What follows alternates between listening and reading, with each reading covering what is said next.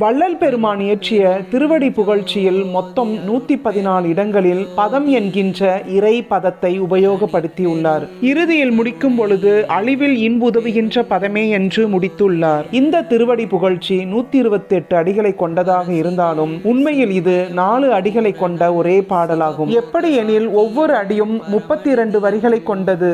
இப்பாடல் களி நெடிலடி ஆசிரியர் விருத்தம் என்னும் இலக்கண வகையை சார்ந்தது. களி நெடிலடி என்பது 5 சீர்களுக்கும் மிக வருவது. விருத்தம் என்பது 4 அடிகளாக மட்டுமே அமைவது.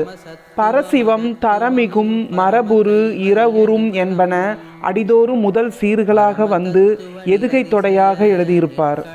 அருணகிரிநாதர் திருப்புகழ் பாடலில் 50க்கு அதிகமான சீர்களை கொண்டு எழுதியுள்ளார். ஆனால் 192 சீர்களை கொண்ட ஒரே தமிழ் பாடல் உண்டு என்றால் அது தமிழ் இலக்கிய உலகில் வள்ளல் பெருமான் இயற்றிய இந்த திருவடி புகழ்ச்சி ஒன்றுதான்.